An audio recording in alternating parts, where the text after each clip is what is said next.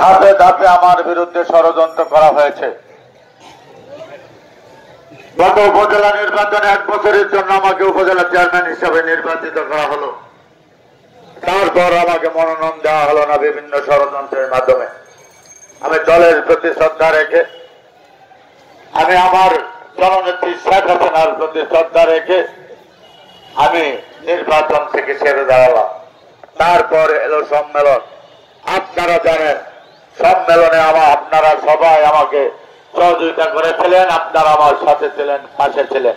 কিন্তু তারপরেও ষড়যন্ত্রের মাধ্যমে আমাকে সম্মেলনে পদ দেওয়া হলো না।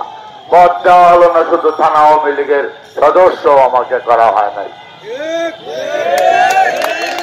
আজকে শুধু একটি জিনিসই আমি বলবো, এই যে ধাপে ধাপে ষড়যন্ত্র, অসৎ নেতাদের হাতে ক্ষমতা ছিল, যারা দলকে বিক্রি করে, দলকে ব্যবহার করে মনোনয়ন বাণিজ্য করেছে, যারা চাকরি বাণিজ্য করেছে, ধাপে ধাপে বিভিন্ন রকম। আজকে সময় এসেছে, সিদ্ধান্ত আপনাদের হাতে।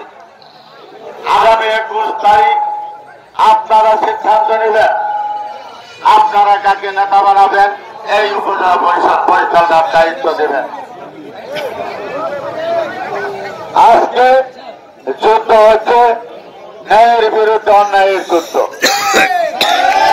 আজকে যুদ্ধ হচ্ছে ষড়যন্ত্রকারীদের বিরুদ্ধে যুদ্ধ। আমি তথাকথিত রাজনীতি বুঝি না, আমি ষড়যন্ত্র বুঝি না, কিন্তু ন্যায় অন্যায়টা আমি বুঝি, আমি মানবতা বুঝি, আমি মানুষ বুঝি, মানুষের অধিকার বুঝি, ন্যায় বিচার বুঝি। তাই আমি অনুরোধ করব, আপনারা এই সুযোগটা আমাকে দেন। উপজেলা পরিষদে আমি 1 বছর ছিলাম, হাসপাতালে, অফিসে, থানায় মানুষ যেন হয়রানি না হয় এই জন্য আমি চেষ্টা করেছি। আমি মানুষকে ন্যায়টা পাওয়া যাওয়ার চেষ্টা করছি। আমি যদি নির্বাচিত হই আমি অঙ্গীকার করছি আমি ন্যায়টা প্রতিষ্ঠিত করব, আমি মাদক মুক্ত নকলা করব এবং সাধারণ মানুষের অধিকারকে সংরক্ষণ করব, আপনাদেরকে সাথে নিয়ে চলব। আমি আপনাদের সাথে নিয়ে চলতে চাই। আমার কাছে আসতে হলে আপনাদের কোনো দালাল ধরে আসতে হবে না, আপনারা সরাসরি আসবেন, আপনাদের কথা বলবেন, আপনাদের অধিকার নিয়ে আমি কথা বলবো।